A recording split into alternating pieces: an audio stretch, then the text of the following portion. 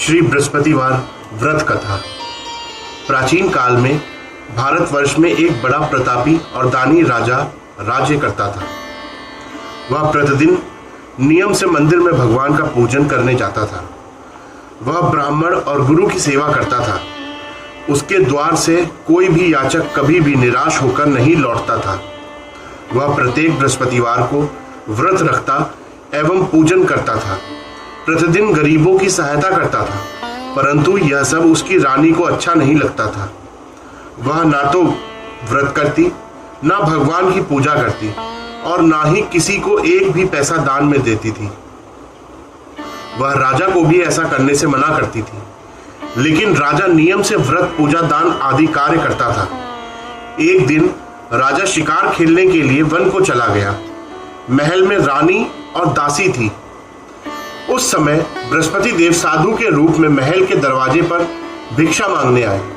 साधु ने रानी से भिक्षा मांगी तो वह बोली, हे साधु महाराज, मैं इस दान पुण्य से परेशान हो गई हूँ। इस कार्य के लिए तो मेरे पतिदेव ही बहुत है। इस समय वे यहाँ नहीं है। मुझे गृह कार्यों से समय नहीं मिल पाता। मैं सोचती हूँ कि इस धन के रहने से तो निर्धन रहना ही अच्छा है। फिर यह सारा काम धाम तो नहीं करना पड़ेगा। इसलिए अब आप कोई ऐसा उपाय बताएं कि सारा धन नष्ट हो जाए और मैं आराम से रह सकूं। साधु वेशधारी बृहस्पति देव ने कहा, हे देवी, तुम यह क्या कह रही हो? भला संतान और धन से कोई दुखी होता है? हे देवी, इन दोनों को तो सभी चाहते हैं। पापी भी धन और पुत्र की इच्छा करते हैं। यदि तुम्हारे पास धन अधिक है तो उसका सदुपयोग करो। भूखे मनुष्यों को भोजन कराओ, वस्त्रहीनों को वस्त्र दो, प्याऊ लगवाओ, ब्राह्मणों को दान दो, धर्मशालाएं खुलवाओ, कुआं, तालाब, बावड़ी, बाग बगीचे आदि बनवाओ तथा निर्धनों की कुंवारी कन्याओं का विवाह करवाओ। साथ ही यज्ञ आदि करो। इस प्रकार के कर्मों से तुम्हारा और तुम्हारे कुल का यश लोक परलोक में फैलेगा और तुम्हें स्वर्ग की प्राप्ति होगी। परंतु रानी पर साधु की बातों का कोई प्रभाव नहीं पड़ा। उसने कहा, हे साधु महाराज, मुझे ऐसा धन नहीं चाहिए जिसे मैं अन्य लोगों को दान देती रहूं तथा जिसे रखने और संभालने में ही मेरा सारा समय नष्ट हो जाए। साधु ने कहा, हे देवी, यदि तुम्हारी ऐसी ही इच्छा है तो जैसा मैं बताता हूं तुम वैसा ही करना। इससे तुम्हारी यह इच्छा पूरी हो जाएगी। तुम बृहस्पतिवार के दिन घर को गोबर से लीपना, अपने केशों को पीली मिट्टी से अच्छी तरह धोना, स्नान करना, राजा उस दिन हजामत करवाए, मांस मदिरा का सेवन करना और कपड़े धोबी के यहाँ धुलने डालना। इस प्रकार 7 बृहस्पतिवार तक करने से तुम्हारा सारा धन नष्ट हो जाएगा। यह कहकर साधु महाराज रूपी बृहस्पति देव वहां से चले गए। साधु ने जैसा कहा था, रानी ने 7 बृहस्पतिवार तक वैसा ही करने का निश्चय किया। साधु के कहे अनुसार कार्य करते हुए अभी केवल 3 बृहस्पतिवार ही बीते थे कि बृहस्पति देव के कोप से उसकी सारी धन संपदा नष्ट हो गई। भोजन के लिए भी दोनों तरसने लगे तथा सांसारिक भोगों से दुखी रहने लगे। तब राजा ने रानी से कहा, हे रानी, तुम यहाँ रहो, मैं प्रदेश जाता हूँ। यहाँ पर मुझे सभी मनुष्य जानते हैं, इसलिए मैं यहाँ पर कोई कार्य नहीं कर सकता। देश चोरी, प्रदेश भीख बराबर है। यह कहकर राजा प्रदेश चला गया। वहां उसे और कोई काम ना मिला तो वह जंगल से लकड़ी काटकर लाने और शहर में ले जाकर बेचने लगा। इस प्रकार वह अपना जीवन व्यतीत करने लगा। इधर राजा के बिना रानी और दासियां दुखी रहने लगी। उन्हें किसी दिन भोजन मिलता और किसी दिन वे केवल जल पीकर ही रह जाती। एक बार रानी और दासियों को 7 दिन तक भोजन नहीं मिला तो रानी ने अपनी दासी से कहा, यहाँ पास ही के नगर में मेरी बहन रहती है, वह बहुत धनवान है। तू उसके पास जा और उससे 5 सेर बेजर मांग ला, जिससे कुछ दिन के लिए गुजर हो जाएगी। दासी रानी की बहन के यहाँ गई। उस दिन बृहस्पतिवार था। रानी की बहन उस समय बृहस्पति देव की पूजा कर रही थी। दासी ने रानी की बहन से कहा, हे रानी, मुझे आपकी बहन ने भेजा है, मुझे 5 सेर बेजर दे दो। दासी ने कई बार कहा, परंतु रानी की बहन ने कोई उत्तर नहीं दिया, क्योंकि वह उस समय बृहस्पतिवार की व्रत कथा सुन रही थी। जब रानी की बहन ने दासी को कोई उत्तर नहीं दिया तो वह बहुत दुखी होकर लौट गई। लौटकर उसने रानी से कहा, हे रानी, आपकी बहन बहुत ही घमंडी स्त्री है। वह छोटे लोगों से बात भी नहीं करती। मैंने उससे कहा तो उसने कोई उत्तर नहीं दिया। मैं वापस चली आई। रानी बोली, इसमें उसका कोई दोष नहीं है। बुरे दिनों में कोई सहारा नहीं देता। अच्छे बुरे का पता विपत्ति के समय ही चलता है। जो ईश्वर की इच्छा होगी वैसा ही होगा। यह सब हमारे भाग्य का दोष है। इधर जब रानी की बहन कथा सुनकर उठी तो उसने सोचा कि मेरी बहन की दासी आई थी, परंतु व्रत की कथा सुनने के कारण मैं उससे नहीं बोली। इससे वह बहुत दुखी हुई होगी। फिर भक्ति पूर्वक विष्णु भगवान का पूजन समाप्त कर वह अपनी बहन के घर चली गई और बोली, हे बहन, जब तुम्हारी दासी गई थी तब मैं बृहस्पतिवार का व्रत कर रही थी। जब तक कथा होती है तब तक ना तो वहां से उठते हैं और ना ही बोलते हैं, इसलिए मैं नहीं बोली। अब तुम बताओ कि तुमने दासी क्यों भेजी थी? रानी बोली, बहन, मेरे घर अनाज नहीं था। तुम तो घर की दशा जानती हो, इसलिए मैंने दासी को तुम्हारे पास 5 सेर भेजल लेने के लिए भेजा था। रानी की बहन ने कहा, बहन, बृहस्पति देव सबकी मनोकामना पूर्ण करते हैं। फिर जाकर देखो, शायद तुम्हारे घर में अनाज रखा हो। यह सुनकर दासी ने घर के अंदर जाकर देखा तो वहां उसे एक घड़ा बेजर से भरा हुआ मिल गया। उसे बहुत हैरानी हुई क्योंकि वह पहले भी एक एक बर्तन देख चुकी थी। उसने बाहर आकर रानी को इस बारे में बताया। दासी ने अपनी रानी से कहा, हे रानी, देखो, वैसे भी हम अन्न के अभाव में तो रोज ही व्रत करते हैं। इससे व्रत की विधि और कथा पूछकर हम भी उस व्रत को किया करेंगे। दासी के ऐसा कहने पर रानी ने अपनी बहन से बृहस्पतिवार के व्रत के बारे में पूछा। उसकी बहन ने बताया, बृहस्पतिवार के व्रत में बृहस्पतिवार के दिन चने की दाल और मुनक्का से विष्णु भगवान का केले की जड़ में पूजन करना और दीपक जलाना चाहिए। पीला भोजन करना चाहिए तथा कथा सुननी चाहिए। इस प्रकार करने से बृहस्पति देव प्रसन्न होकर अन्न, पुत्र और धन देते हैं तथा सारी मनोकामनाएं पूर्ण करते हैं। व्रत और पूजन की विधि बताकर रानी की बहन अपने घर लौट गई। रानी और दासी दोनों ने निश्चय किया कि वे बृहस्पति देव का पूजन जरूर करेंगी। 7 दिन बाद बृहस्पतिवार के दिन उन्होंने व्रत रखा। वे गुड़साल में जाकर चना और गुड़ बीन लाई तथा उस चने की दाल बनाकर उससे वह गुड़ से केले की जड़ तथा विष्णु भगवान की पूजा की। अब पीला भोजन कहां से आए? यह सोचकर दोनों बड़ी दुखी हुई, पर उनके व्रत करने के कारण बृहस्पति देव प्रसन्न थे। अतः वह एक साधारण व्यक्ति के रूप में 2 थालों में पीला भोजन लेकर आए और दासी को देकर बोले, यह भोजन तुम्हारे और तुम्हारी रानी के लिए है। यह भोजन तुम दोनों करना। दासी भोजन पाकर बहुत प्रसन्न हुई और रानी के पास जाकर बोली, रानी जी, भोजन कर लो। रानी को भोजन के आने के विषय में कुछ भी पता नहीं था, इसलिए उसने दासी से कहा, जा तू ही भोजन कर, क्यों व्यर्थ में हमारी हंसी उड़ा रही है? दासी बोली, एक व्यक्ति भोजन दे गया है। तो रानी बोली, वह तेरे लिए ही भोजन दे गया है, तू ही भोजन कर। दासी ने कहा, वह व्यक्ति हम दोनों के लिए भोजन दे गया है, इसलिए मैं और आप दोनों ही साथ साथ भोजन करेंगी। अब दोनों ने बृहस्पति देव को नमस्कार कर भोजन किया। उसके बाद वे दोनों प्रत्येक बृहस्पतिवार को बृहस्पति देव का व्रत और पूजन करने लगी।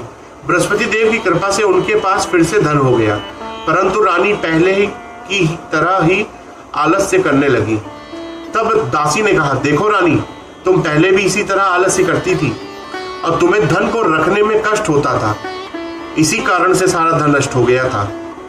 अब बृहस्पति देव की कृपा से फिर से धन मिला है तो तुम्हें पुनः आलस्य होने लगा है। बड़ी कठिनाइयों के बाद हमने यह धन पाया है, इसलिए तुम्हें दान पुण्य करना चाहिए। भूखे मनुष्यों को भोजन कराना चाहिए तथा प्याऊ लगवानी चाहिए।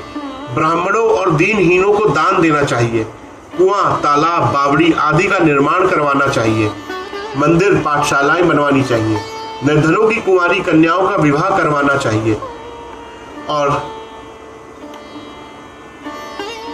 धन को शुभ कार्यों में खर्च करना चाहिए, जिससे तुम्हारे कुल का यश बढ़े तथा तुम्हें स्वर्ग प्राप्त हो और पितृ प्रसन्न हो दासी की बात मानकर रानी इस प्रकार सत्कार्य करने लगी, उसका यश चारों ओर फैलने लगा। उधर जब राजा प्रदेश गया तो वह बहुत दुखी रहने लगा। वह प्रतिदिन जंगल में जाकर लकड़ियां बीन कर लाता और उन्हें शहर जाकर बेच आता। इस प्रकार वह अपने दुखी जीवन को बड़ी कठिनाई से व्यतीत करता था।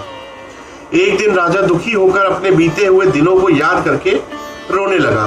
तभी वहां बृहस्पति देव एक साधु के रूप में आए और राजा के पास आकर बोले, हे लकड़हारे, तुम इस सुनसान जंगल में किस चिंता में खोए हुए बैठे हो, मुझे बताओ। यह सुनकर राजा की आंखों में आंसू भर आए और वह साधु को प्रणाम कर बोले, हे प्रभु, आप तो सब कुछ जानते हैं। यह कहकर राजा ने साधु को अपनी सारी कहानी सुना दी। महात्मा जी ने राजा से कहा, हे राजा, तुम्हारी पत्नी ने बृहस्पति देव का अनादर किया था, जिसकी वजह से तुम्हारी यह दशा हुई।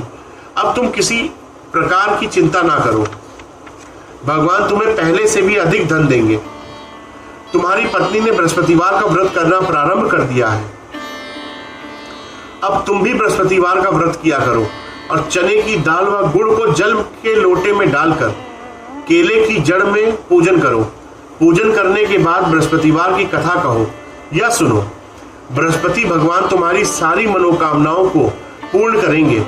साधु की बातों को सुनकर राजा बोला, हे प्रभु, लकड़ी बेचने पर मुझे इतना पैसा भी नहीं मिलता जिससे मैं भोजन करने के उपरांत कुछ बचा सकूं। रात को मैंने सपने में अपनी रानी को व्याकुल देखा है। मेरे पास कोई ऐसा नहीं है जिससे मैं उसका समाचार जान सकूं।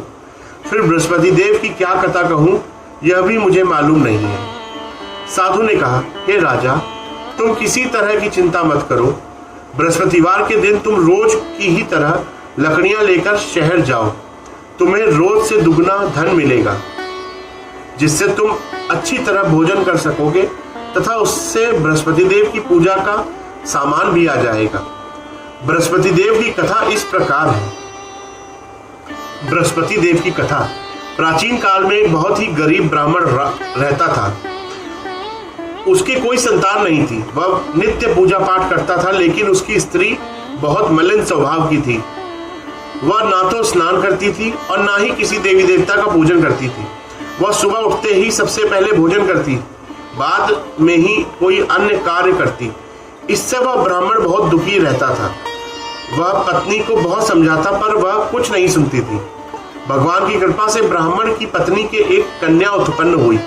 बड़ी होने पर वह कन्या नित्य प्रातः स्नान करके भगवान विष्णु की पूजा करती और बृहस्पतिवार का व्रत भी करती। पूजा समाप्त कर विद्यालय जाती तो अपनी मुट्ठी में जौ भरकर ले जाती और विद्यालय के मार्ग में डालती जाती। वे सारे जौ सोने के हो जाते तो विद्यालय से लौटते समय उन्हें बीन कर घर ले आती। एक दिन वह बालिका उन सोने के जौ को सूप में फटक कर साफ कर रही थी। तभी उसके पिता ने कहा, बेटी, सोने के जौ फटकने के लिए तो सूप भी सोने का ही होना चाहिए।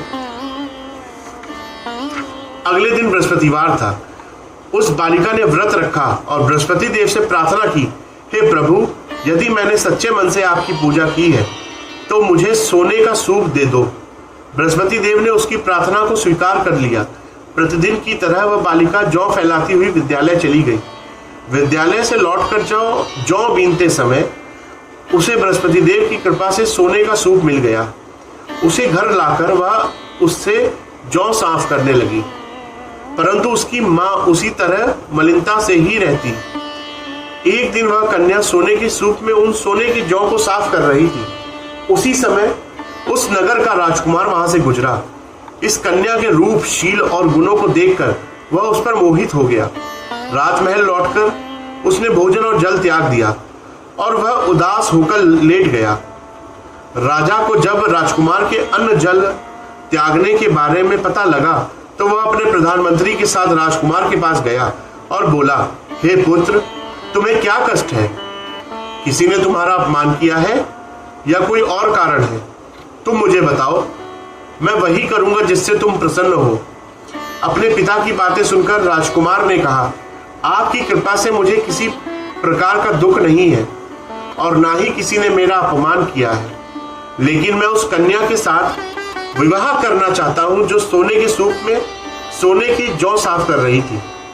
यह सुनकर राजा को आश्चर्य हुआ और वह बोला, हे पुत्र, तुम ही इस तरह की कन्या का पता बताओ, मैं तुम्हारा विवाह उसी के साथ अवश्य ही करा दूंगा। राजकुमार ने राजा को उस कन्या के घर का पता बता दिया। प्रधानमंत्री उस लड़की के घर गया और राजकुमार की इच्छा के बारे में ब्राह्मण को बताया। कुछ ही दिन बाद ब्राह्मण ने विधि विधान के अनुसार अपनी कन्या का विवाह राजकुमार के साथ कर दिया। कन्या के घर से जाते ही वह ब्राह्मण पहले की ही तरह गरीब हो गया। अब भोजन के लिए अन्न भी बड़ी कठिनाई से मिल पाता था। एक दिन दुखी होकर ब्राह्मण अपनी पुत्री से मिलने गया। कन्या ने पिता को दुखी देखा और अपनी माँ का हाल पूछा। ब्राह्मण ने सारा हाल बताया। कन्या ने अपने पिता को बहुत सा धन देकर विदा कर दिया। इस प्रकार ब्राह्मण का कुछ समय सुखपूर्वक बीता, लेकिन कुछ दिनों बाद फिर वही हाल हो गया। ब्राह्मण फिर अपनी कन्या के यहाँ गया और सारा हाल बताया तो उसने कहा, हे पिताजी, आप माताजी को यहाँ लिवा लाइए, मैं उन्हें वह विधि बता दूंगी जिससे हमेशा के लिए आपकी गरीबी दूर हो जाएगी। ब्राह्मण घर गया और अपनी पत्नी को साथ लेकर अपनी पुत्री के पास पहुंचा तो पुत्री ने अपनी माँ को समझाते हुए कहा, हे माँ, तुम प्रातः काल उठकर सबसे पहले स्नान आदि करके विष्णु भगवान का पूजन किया करो तो तुम्हारे घर की सारी दरिद्रता दूर हो जाएगी। लेकिन उसकी माँ ने उसकी बात नहीं मानी। वह प्रातः काल उठकर अपनी पुत्री की बची जूठन खा लेती थी। एक दिन उसकी पुत्री को बड़ा गुस्सा आया और रात में उसने एक कोठरी से सारा सामान निकालकर अपनी माँ को उसमें बंद कर दिया। प्रातः काल उसे निकालकर और स्नान आदि करा के पूजा पाठ करवाया तो उस ब्राह्मणी की बुद्धि ठीक हो गई। अब वह नियम से पूजा पाठ करती और प्रत्येक बृहस्पतिवार को व्रत रखती। इस व्रत के प्रभाव से ब्राह्मण और ब्राह्मणी भी बहुत धनवान और सुखी हो गए तथा बृहस्पति देवता के प्रभाव से इस लोक का सुख भोग कर वे दोनों स्वर्ग हो गए। इस तरह कथा कहकर साधु देवता वहां से अंतर्ध्यान हो गए। धीरे धीरे समय बीतने पर फिर बृहस्पतिवार का दिन आया। राजा जंगल से लकड़ी काटकर उन्हें शहर में बेचने गया। उस दिन उसे बाकी दिनों से अधिक धन मिला। राजा ने चना गुड़ आदि लाकर बृहस्पतिवार का व्रत किया। उस दिन से उसके सारे कलेश दूर हो गए, पर अगले बृहस्पतिवार को वह व्रत करना भूल गया। इस वजह से बृहस्पति देव के नाराज हो जाने के कारण उसे बहुत कष्ट झेलना पड़ा। उस दिन उस नगर के राजा ने एक विशाल यज्ञ का आयोजन किया और उसने अपने पूरे राज्य में घोषणा करवाई कि कोई भी व्यक्ति अपने घर में भोजन ना बनाए और ना ही आग जलाए। सभी लोग मेरे यहाँ आकर भोजन करें। जो इस आज्ञा का पालन नहीं करेगा उसे फांसी की सजा दी जाएगी। राजा के आदेश के अनुसार राज्य के सभी निवासी राजा के भोज में सम्मिलित हुए, पर लकड़हारा थोड़ी देर से पहुंचा, इसलिए राजा उसे अपने साथ महल में ले गया। जब राजा लकड़हारे को भोजन करा रहा था तो रानी की दृष्टि उस खूंटी पर गई जिस पर उसका हार लटका हुआ था। वहां उसे हार दिखाई नहीं दिया। रानी ने सोचा कि अवश्य ही मेरा हार इस लकड़हारे ने चुरा लिया है। उसने उसी समय सैनिक बुलवाकर उस लकड़हारे को बंदी गृह में डलवा दिया। जब लकड़हारा बंदी गृह में गया तो दुखी होकर सोचने लगा कि ना जाने किस जन्म में मैंने पाप किया था जो मुझे यह दुख मिला है, और उसी साधु को याद करके रोने लगा जो उसे जंगल में मिला था। उसी समय बृहस्पति देव साधु के रूप में प्रकट हुए और उसकी दशा को देखकर बोले, हे राजा, तूने बृहस्पति देव का व्रत नहीं किया, इसलिए तुझे दुख मिला है। अब तुम चिंता मत कर। अगले बृहस्पतिवार के दिन तुझे इस बंदी गृह के दरवाजे पर 4 पैसे पड़े मिलेंगे। उनसे तू बृहस्पति देव का व्रत और पूजन करना तो तेरे सारे कष्ट दूर हो जाएंगे। अगले बृहस्पतिवार के दिन उसे बंदी गृह के द्वार पर 4 पैसे पड़े मिले। राजा ने पूजा का सामान मंगवाया और कथा कहकर प्रसाद बांटा। उसी रात बृहस्पति देव ने उस नगर के राजा को स्वप्न में कहा, हे राजा, तूने जिस व्यक्ति को बंदी गृह में बंद कर रखा है वह निर्दोष है। वह एक अन्य नगर का राजा है, उसे छोड़ दे। रानी का हार उसी खूंटी पर लटका हुआ है। अगर तूने उसे नहीं छोड़ा तो मैं तेरे राज्य को नष्ट कर दूंगा। प्रातःकाल उठकर राजा ने खूंटी पर हार को टंगा हुआ देखा तो उसने लकड़हारे को बुलाकर क्षमा मांगी और राजा के योग्य सुंदर वस्त्र आभूषण देकर उसे विदा किया। इधर एक दिन रानी और दासी सोचने लगी कि ना जाने राजा किस हाल में होंगे, उनका कुछ पता नहीं है। उन्होंने बृहस्पति देव से प्रार्थना की और भगवान ने रात में राजा को स्वप्न में दर्शन देकर कहा, हे राजा उठ, तेरी रानी तुझे याद कर रही है, अब तू अपने देश को लौट जा। राजा प्रातःकाल उठकर सोचने लगा कि स्त्री जाति तो खाने की और पहनने की ही साथी होती है, पर भगवान की आज्ञा को मानकर वह अपने नगर को चलने लगा। राजा जब नगर के पास पहुंचा तो उसे बहुत आश्चर्य हुआ। नगर में पहले से भी अधिक बाग, तालाब, कुएं, बहुत सी धर्मशालाएं और मंदिर आदि बने हुए थे। राजा ने पूछा कि बाग और धर्मशालाएं किसके हैं? तब नगर के सभी लोग कहने लगे कि यह सब रानी और दासी ने बनवाए हैं। यह सुनकर राजा को आश्चर्य हुआ और गुस्सा भी आया। जब रानी ने यह सुना कि राजा आ रहे हैं तो वह अपनी दासी से बोली, देख, राजा हमें बहुत बुरी दशा में छोड़कर गए थे, वह हमारी ऐसी दशा देखकर लौट न जाए, इसलिए तू दरवाजे पर जाकर खड़ी हो जा। रानी के आदेश पर दासी दरवाजे के पास खड़ी हो गई। जब राजा आए तो उन्हें अपने साथ महल में लिवा लाई। तब राजा ने क्रोध में रानी से पूछा, बताओ यह धन तुम्हें कैसे मिला है? तब रानी ने उसे बताया कि हमें यह सारा धन बृहस्पति देव का व्रत करने के कारण प्राप्त हुआ है। अब राजा ने निश्चय किया कि 7 दिन बाद तो बृहस्पति देव की पूजा करते हैं, पर मैं रोज दिन में 3 बार कथा कहा करूंगा तथा रोज व्रत करूंगा। अब हर समय राजा के दुपट्टे में चने की दाल बंधी रहती और वह दिन में 3 बार कथा कहता। एक दिन राजा ने सोचा कि अपनी बहन के यहाँ हो आऊं। यह सोचकर राजा घोड़े पर सवार होकर अपनी बहन के यहाँ चल दिया। मार्ग में उसे कुछ आदमी एक मुर्दे को लेकर जाते हुए दिखाई दिए।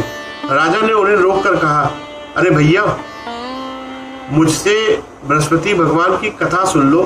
वे बोले, लो, हमारा तो आदमी मर गया है, इसे अपनी कथा की पड़ी है।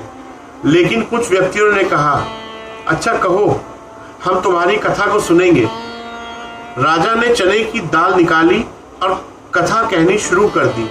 कथा के आधे होते ही मुर्दा हिलने लगा और जैसे ही कथा समाप्त हुई वैसे ही राम राम कहते हुए वह मुर्दा उठकर खड़ा हो गया। राजा वहां से आगे बढ़ा। चलते चलते शाम हो गई। आगे मार्ग में उसे एक किसान खेत में हल चलाता हुआ दिखा। राजा ने उससे कहा, अरे भैया, तुम मुझसे बृहस्पति भगवान की कथा सुन लो। किसान बोला, जितनी देर में मैं तेरी कथा सुनूंगा उतनी देर में 4 हरिया खेत जोत लूंगा। जा, अपनी कथा किसी और को सुनाना। राजा आगे चलने लगा। राजा के वहां से जाते ही किसान के बैल पछाड़ खाकर गिर गए और किसान के पेट में बहुत तेज दर्द होने लगा। उसी समय किसान की माँ रोटी लेकर खेत पर आई। जब उसने अपने पुत्र की यह दशा देखी तो उससे सारा हाल पूछा। किसान ने सारी बात बता दी। किसान की माँ दौड़ी दौड़ी राजा के पास गई और उससे कहने लगी, मैं तुझसे कथा सुनूंगी, तू अपनी कथा मेरे खेत पर चलकर ही कहना। राजा ने लौटकर खेत पर जाकर कथा कही, जिसे सुनते ही बैल उठकर खड़े हो गए और किसान के पेट में दर्द होना भी बंद हो गया। राजा अपनी बहन के घर पहुंचा। बहन ने भाई का बड़ा स्वागत किया। दूसरे दिन प्रातःकाल राजा जागा तो उसने देखा कि सभी व्यक्ति भोजन कर रहे हैं। राजा ने अपनी बहन से पूछा, क्या कोई ऐसा व्यक्ति है जिसने भोजन ना किया हो और जो मेरी बृहस्पतिवार की कथा सुन ले? बहन ने कहा, हे भैया, यहाँ के लोग पहले भोजन करते हैं, बाद में अन्य काम करते हैं। फिर भी यदि पड़ोस में कोई ऐसा है तो मैं देख आती हूँ।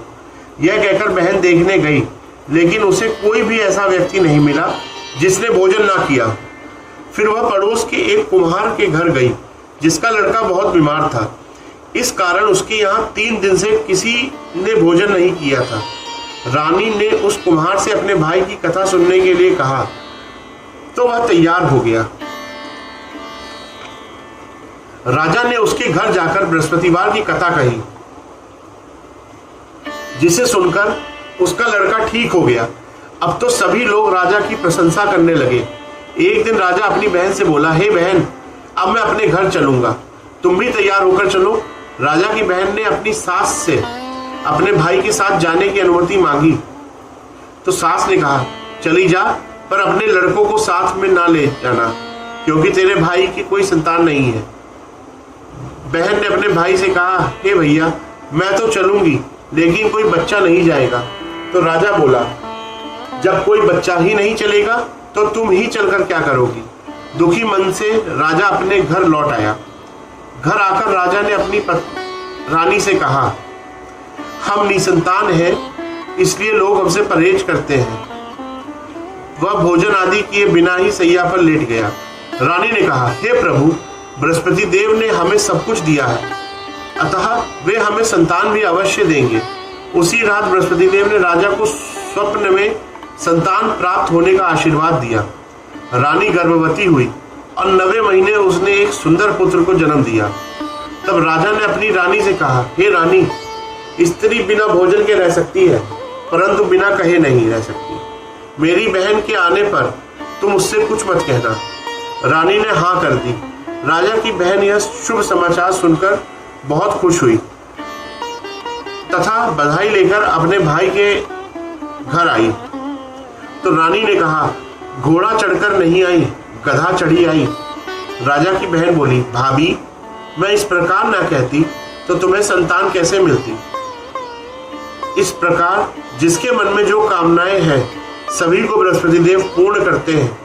जो व्यक्ति नियम से सद्भावना पूर्वक बृहस्पतिवार का व्रत करता है और कथा पढ़ता है या सुनता है, बृहस्पति देव उसकी सारी मनोकामनाएं पूरी करते हैं और सदा उसकी रक्षा करते हैं। जब रानी और राजा ने सच्ची भावना से बृहस्पति देव की कथा का गुणगान किया तो उनकी सारी इच्छाएं बृहस्पति देव ने पूरी कर दी।